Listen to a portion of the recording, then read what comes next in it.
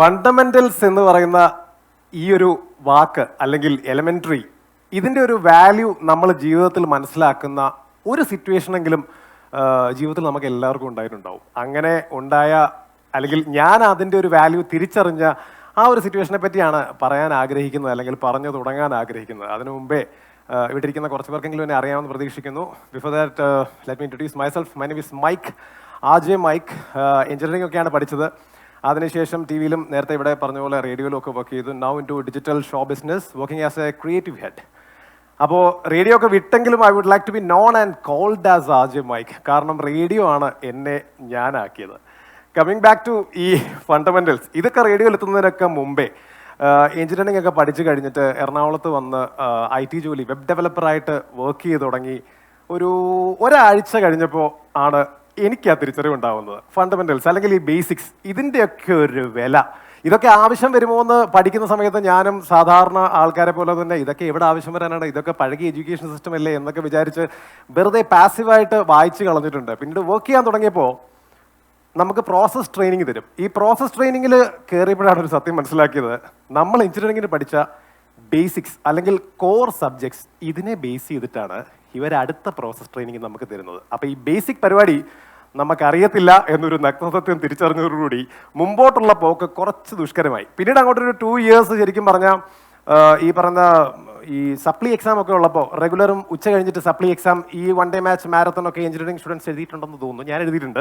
ഈ മാരത്തൺ ഒക്കെ പോലെ തന്നെ രാത്രി ഇരുന്നിട്ട് കോർ സബ്ജക്ട്സിനെ പറ്റിയിട്ടുള്ള അണ്ടർസ്റ്റാൻഡിങ് അല്ലെങ്കിൽ പഠിത്തം, പിറ്റേ ദിവസം രാവിലെ കമ്പനി വക ട്രെയിനിങ്, ഉച്ച കഴിഞ്ഞിട്ട് കോഡിങ്, ഇങ്ങനത്തെ ഒരു മാരത്തൺ ആയിരുന്നു എൻ്റെ ഒരു 2 വർഷ IT ജീവിതം. അന്നുകൊണ്ട് തന്നെ പൂർണ്ണമായിട്ടും റിയലൈസ് ചെയ്തു ഈ പറയുന്ന ബേസിക്സ് ഫണ്ടമെന്റൽസ് ഇതൊക്കെ അറിഞ്ഞാൽ മാത്രമാണ് നിങ്ങൾ ഈ പറഞ്ഞ റീഫാഷനിങ് പോസിബിൾ ആവുന്നത്. സോ ഈ റീഫാഷനിങ് എന്ന് പറയുന്ന സംഗതിയിലേക്ക് എത്തുമ്പോൾ ഇതൊക്കെ ആവശ്യം വരുമോ എന്നൊരു ചോദ്യം പഠിക്കുന്ന സമയത്ത് സ്കൂളിലും കോളേജിലും പഠിക്കുമ്പോഴും വർക്ക് ചെയ്യുമ്പോഴും ഒക്കെ പലപ്പോഴും നമ്മുടെ മനസ്സിലേക്ക് വന്നിട്ടുള്ളൊരു വലിയ ക്വസ്റ്റ്യൻ മാർക്ക് ആയിരിക്കും. ഇതൊക്കെ എവിടാണ് ആപ്ലിക്കബിൾ ആവുക, അല്ലെങ്കിൽ ഇതൊക്കെ എവിടാണ് നമുക്ക് ഉതകുന്നത്, മലയാളത്തിൽ പറയുകയാണെങ്കിൽ എവിടേക്കാണ് ഇത് ആവശ്യം വരിക എന്നത്.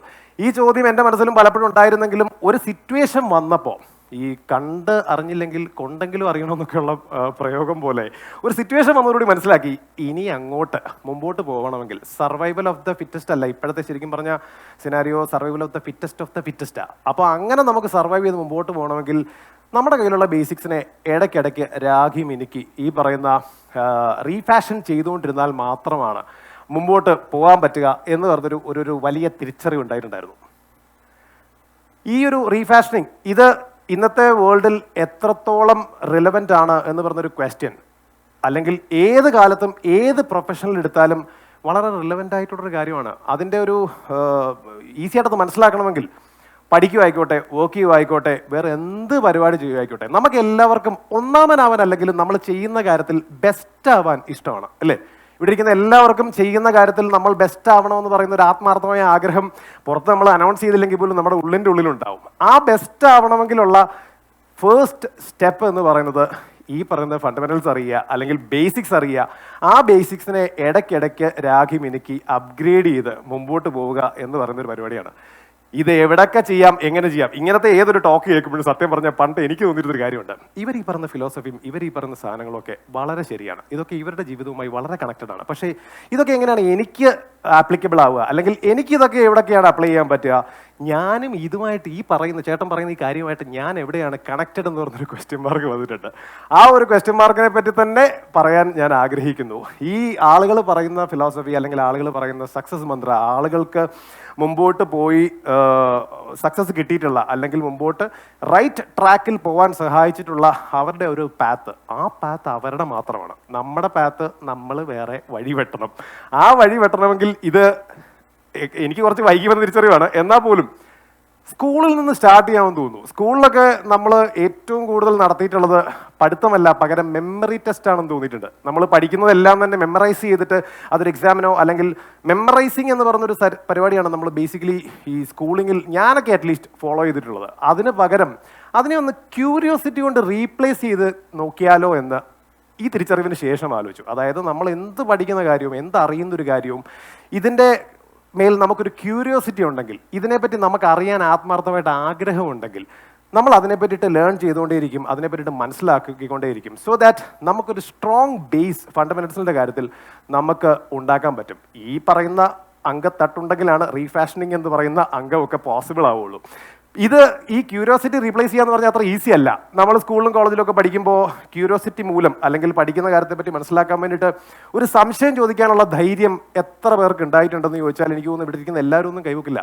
കാരണം വോളണ്ടിയർ ചെയ്ത് sir I have A doubt എന്ന് ചാടി ചോദിക്കാനുള്ളൊരു ധൈര്യക്കുറവ് ഇവിടെയൊക്കെയോ കുറേയധികം ആളുകളിൽ ഉണ്ട്.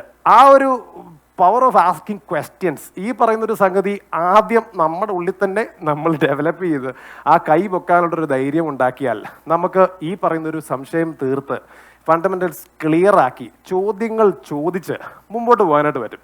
ഈ പവർ ഓഫ് ആസ്കിങ് ക്വസ്റ്റ്യൻസ് എനിക്ക് പേഴ്സണലി ഏറ്റവും കൂടുതൽ വർക്കായത് ഇപ്പം ഈ വലിയ കഥ പറയുന്ന പോലെ സ്കൂളിലൊന്നും അല്ല.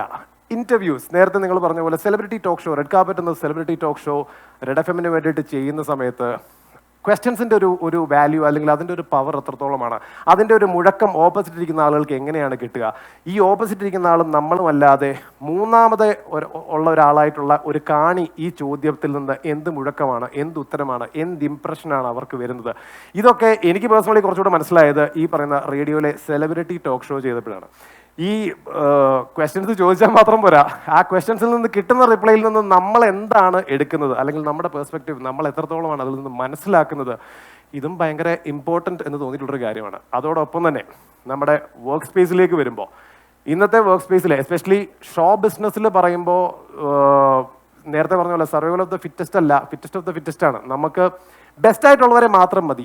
ഇവിടെ ഇരിക്കുന്ന ഓരോരുത്തരും കൺസ്യൂം ചെയ്യുന്ന ഡിജിറ്റൽ കോണ്ടന്റിൽ അല്ലെങ്കിൽ റേഡിയോസ് ക്രിയേറ്റ് ചെയ്യുന്ന കോണ്ടന്റിൽ അല്ലെങ്കിൽ എന്ത് കൈൻഡ് ഓഫ് ഷോ ബിസിനസ്സിലെ കോണ്ടന്റ് എടുത്ത് നോക്കിയാലും നമുക്ക് എല്ലാവർക്കും ബെസ്റ്റ് കോണ്ടന്റ് മതി. ആവറേജ് ആയിട്ടുള്ളൊരു കോണ്ടന്റ് നമ്മൾ ഒരു 30 സെക്കൻഡിൽ കൂടുതൽ കണ്ടിരിക്കില്ല. അപ്പോൾ ഇതിൻ്റെ പിന്നിൽ പ്രവർത്തിക്കുമ്പോൾ എപ്പോഴും നേരിട്ടുള്ളൊരു പ്രോസസ്സ് അല്ലെങ്കിൽ റേഡിയോയിൽ വർക്ക് ചെയ്യുമ്പോൾ തോന്നിയിട്ടുള്ളത് ഈ റീഫാഷനിങ് എന്ന് പറയുന്ന പരിപാടി ഓൺ എ ഡെയിലി ബേസിസ് ചെയ്യേണ്ടതായി വന്നിട്ടുണ്ട്. അതായത് when it comes to a daily talk show അല്ല ഡെയിലി ലൈവ് ഷോ, നമ്മൾ രാവിലെ ഒരു 3 hours ടൈം ഓൺ എയറിൽ നമ്മൾ ആളുകളോട് സംസാരിക്കുന്ന ലിസണേഴ്സിനോട് സംസാരിക്കുന്ന ഒരു ഡെയിലി ഷോയിലാണെങ്കിലും നമ്മൾ എടുക്കാറുള്ള ഫാബ്രിക് അല്ലെങ്കിൽ ടോപ്പിക്, ഇന്ന് നമ്മൾ സംസാരിക്കുന്നത് എന്തിനെ പറ്റിയാണ് അല്ലെങ്കിൽ 1 മണിക്കൂർ നമ്മൾ സംസാരിക്കാൻ പോകുന്നത് എന്തിനെ പറ്റിയാണ് എന്ന് പറയുന്ന ഒരു ഇൻഫർമേഷൻ നമ്മളിലേക്ക് എത്തുന്നത് പലപ്പോഴും ദൃശ്യമാധ്യമങ്ങളിലൂടെയോ പ്രിന്റ് അതായത് പത്രങ്ങളിലൂടെയോ ഈ പറയുന്ന ഡിജിറ്റൽ മീഡിയയിലൂടെയാണ്. ഇതേ സംഗതി എല്ലാം തന്നെ ഇതിൻ്റെ കൺസ്യൂമേഴ്സ് ആയിട്ടുള്ള അല്ലെങ്കിൽ നമ്മുടെ ലിസണേഴ്സ് ആയിട്ടുള്ളവരും ഇന്ന് രാവിലെ തന്നെ കണ്ടിട്ടുണ്ട്. ഒന്നാമത്തെ ചലഞ്ച്. രണ്ടാമത്തെ ചലഞ്ച്, റേഡിയോ സ്റ്റേഷൻസ് 5 എണ്ണം ഉണ്ട് കേരളത്തിൽ. ഈ റേഡിയോ സ്റ്റേഷൻസിലുള്ള എല്ലാ RJസിനും ഈ പറയുന്ന മോർണിംഗ് ഷോ ഉണ്ടാവും, അല്ലെങ്കിൽ മിഡ് ടൈം ഷോ ഉണ്ടാവും, ഈവനിങ് ഷോ ഉണ്ടാവും. ഇവരൊക്കെ തന്നെ ഇതേ ഫാബ്രിക് ഒരുപക്ഷെ പിക്ക് ചെയ്യാനുള്ള ഒരു സാധ്യതയുണ്ട്. ഇപ്പോൾ ഫോർ എക്സാമ്പിൾ ഇപ്പം മഞ്ഞുമൽ ബോയ്സിൻ്റെ 220 കോടി അടിക്കുന്ന അല്ലെങ്കിൽ അടിച്ച ദിവസമാണെങ്കിൽ ആ ദിവസം കേരളത്തിലുള്ള സകല RJസും ആ ഒരു ദിവസം എടുക്കുന്ന ടോപ്പിക് മഞ്ഞുമൽ ബോയ്സിൻ്റെ ഈ ഒരു വലിയ സക്സസ് ആയിരിക്കും. അപ്പോഴാണ് നമ്മുടെ റിയൽ ചാലഞ്ച് സ്റ്റാർട്ട് ചെയ്യുക. എല്ലാവരും സംസാരിക്കുന്ന ഇതേ ഫാബ്രിക്കിനെ പറ്റിയിട്ട് നമുക്ക് എങ്ങനെ ഡിഫറെൻ്റ് ആയിട്ട് സംസാരിക്കാം, എങ്ങനെ ഡിഫറെൻ്റ് ആയിട്ട് ഒരു പേഴ്സ്പെക്റ്റീവ് ഇതിനെ പറ്റിയിട്ട് ലിസണേഴ്സിന് കൊടുക്കാം. ഈ ചാലഞ്ച് ചെയ്യണമെങ്കിൽ വെരി മച്ച് ആപ്ലിക്കബിൾ ആണ് റീഫാഷനിങ് ദ എലിമെൻ്ററി. കാരണം നമുക്ക് ഇൻഫർമേഷൻസ് നമ്മുടെ ഉള്ളിൽ നന്നായി വേണം എബൌട്ട് ദ ഫാബ്രിക്. അതിന് മുമ്പേ ഇത് പ്രേക്ഷകരെങ്ങനെ കേൾക്കുന്നു, അത് നേരത്തെ പറഞ്ഞ പോലെ അവരിൽ എങ്ങനെ മുഴക്കം ഉണ്ടാക്കുന്നു, അവരതിനോട് റെസ്പോണ്ട് ചെയ്യാൻ സാധ്യത എങ്ങനെയാണ്. ഫോർ എക്സാമ്പിൾ നമ്മളൊരു വാട്സാപ്പ് റിപ്ലൈ ആണ് നമ്മൾ ആവശ്യപ്പെടുന്നത്, അല്ലെങ്കിൽ ഒരു കോളാണ് നമ്മൾ ആവശ്യപ്പെടുന്നത്, അല്ലെങ്കിൽ നമ്മുടെ ഇൻസ്റ്റഗ്രാം ഹാൻഡിലൂടെ ഇതിനോട് നിങ്ങൾ ഇൻട്രാക്ട് ചെയ്യാനാണ് ആവശ്യപ്പെടുന്നത്. ഇതിനോട് എങ്ങനെ റിയാക്ട് ചെയ്യുന്നു, എങ്ങനെ റെസ്പോണ്ട് ചെയ്യുന്നു എന്നുള്ളത് പോലും നമ്മളത് എങ്ങനെ പ്രസൻറ്റ് ചെയ്യുന്നു എന്നനുസരിച്ചിരിക്കും. അതുപോലെ തന്നെ ഈ ഡെയിലി ലൈവ് ഷോ മാറ്റി നിർത്തിയാൽ നേരത്തെ പറഞ്ഞ സെലിബ്രിറ്റി ടോക്ക് ഷോ, ഒരു ആർട്ടിസ്റ്റ് ഒരു സിനിമ റിലീസ് ആവുന്നതുമായിട്ട് ബന്ധപ്പെട്ട് അല്ലെങ്കിൽ ഒരു ഇൻ്റർവ്യൂ സീസണിൽ മിനിമം 25 ഇൻ്റർവ്യൂ ചെയ്യും. റേഡിയോയും ടിവിയും ഡിജിറ്റലും ഒക്കെ ആയിട്ട്. ഇപ്പോൾ എനിക്ക് തോന്നുന്നു അതിൻ്റെ എണ്ണം കുറച്ചുകൂടെ കൂടി ഒരു 35-40 ഒക്കെ എത്തിയിട്ടുണ്ട്. വിനീത് ശ്രീനിവാസൻ വർഷങ്ങൾക്ക് ശേഷം റിലീസുമായിട്ട് ബന്ധപ്പെട്ട് 53 ഇൻ്റർവ്യൂ ചെയ്തു എന്നാണ് കഴിഞ്ഞ ദിവസം വേറൊരു ഇൻ്റർവ്യൂ 54ാമത്തെ ഇൻ്റർവ്യൂ പറഞ്ഞത്. അപ്പോൾ ഒരു 53 ഇൻ്റർവ്യൂ ഒരു ആർട്ടിസ്റ്റിന് വരുമ്പോൾ അതിൽ ഒരു ഇൻ്റർവ്യൂ ആണ് നമ്മുടെ ഈ ഷോയും. അപ്പോൾ എങ്ങനെ ബാക്കി 52 ഇൻ്റർവ്യൂസിൽ നിന്ന് നമ്മുടെ ഇൻ്റർവ്യൂ വ്യത്യസ്തമാക്കണമെന്ന് പറയുന്നത് മറ്റൊരു വലിയ ചാലഞ്ചാണ്. എന്നാൽ മാത്രമല്ലേ നിങ്ങളൊക്കെ ഇത് കാണൂ, എന്നാൽ മാത്രമല്ലേ ഇതൊക്കെ കേൾക്കൂ. ഈ ഗസ്റ്റിന് ഉണ്ടാകുന്ന ഇംപ്രഷനേക്കാൾ ഒരു പ്രേക്ഷകർക്ക് ഈ 52 ഇൻ്റർവ്യൂസിൽ നിന്ന് വ്യത്യസ്തമായ ഒരു കണ്ടന്റ് ഈ 53ാമത്തെ ഇൻ്റർവ്യൂ കൊടുത്താൽ മാത്രമേ ഇന്ന് ഡിജിറ്റൽ പ്ലാറ്റ്ഫോമുകളിൽ ഒരാൾ ഈ ഒരു സംഗതി കാണുകയുള്ളൂ.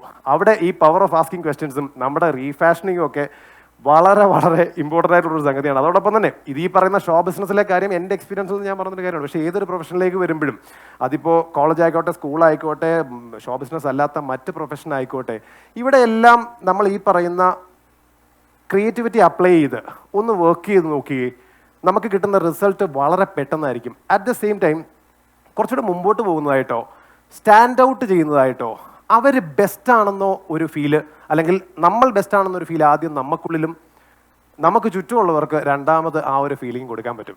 ഈ ബെസ്റ്റ് ആവാൻ വേണ്ടിയിട്ടല്ലേ, അല്ലെങ്കിൽ ഒന്നാമൻ എന്ന് വിളിക്കുന്നില്ല അതിനെ, പക്ഷേ ഈ ബെസ്റ്റ് ആവാൻ വേണ്ടിയിട്ടല്ലേ നമ്മുടെ ലൈഫിലെ ഏറ്റവും വലിയ എഫേർട്ട് നമ്മൾ ഇടുക, അല്ലെങ്കിൽ ഏറ്റവും വലിയ ഹാപ്പിനെസ് കോഷ്യൻ്റ് ആ ബെസ്റ്റ് ആവുമ്പോഴാണ് നമുക്ക് കിട്ടുന്നത് എന്ന് ഞാൻ ഉറച്ച് വിശ്വസിക്കുന്നു. എനിക്കത് എൻ്റെ കരിയറിൽ കുറച്ച് സ്ഥലങ്ങളിലൊക്കെ തന്നെ കിട്ടിയിട്ടുണ്ട്. അതിൻ്റെ കയ്യടിയുടെ ഊർജ്ജത്തിലാണ് ഇപ്പോഴത്തെ ഈ വേദിയിൽ വരെയും നിൽക്കുന്നത്. അപ്പോൾ ഈ റീഫാഷനിങ് എന്ന് പറയുന്നത് കൊണ്ട്, അല്ലെങ്കിൽ പറഞ്ഞ് അവസാനിപ്പിക്കാൻ ആഗ്രഹിക്കുന്ന ഒരു കാര്യം, ഇത് ഭയങ്കര റോക്കറ്റ് സയൻസ് പരിപാടിയൊന്നുമില്ല. സിമ്പിളായിട്ട് ബേസിക്സ് നമ്മൾ എന്ത് പ്രോസസ്സിലാണ് വർക്ക് ചെയ്യുന്നത്, അല്ലെങ്കിൽ എന്തിലാണ് നമ്മൾ ഇൻവോൾവ് ആയിട്ടുള്ളത്, അതിൻ്റെ ബേസിക്സ് നമ്മൾ അറിയുക. ആ ബേസിക്സ് അറിഞ്ഞാൽ മാത്രമാണ് നമുക്ക് അപ്ഗ്രേഡ് ചെയ്യാൻ പറ്റുക, അല്ലെങ്കിൽ റീഫാഷൻ ചെയ്യാൻ പറ്റുക. എന്നെങ്കിൽ മാത്രമാണ് തൊട്ടടുത്ത വളവിൽ ഒരു സക്സസ് വെയിറ്റ് ചെയ്യുന്നുണ്ടാവുള്ളൂ. പറഞ്ഞ് അവസാനിപ്പിക്കാൻ ഒരിക്കൽ കൂടി ആഗ്രഹിക്കുന്ന ഒരു നാടൻ പ്രയോഗമാണ്, നല്ല രാഖി മിനുക്കി വെച്ചേക്കുന്ന വാക്കത്തേക്ക് മാത്രമേ വാത്തലേ ഉണ്ടാവുള്ളൂ. Thank you.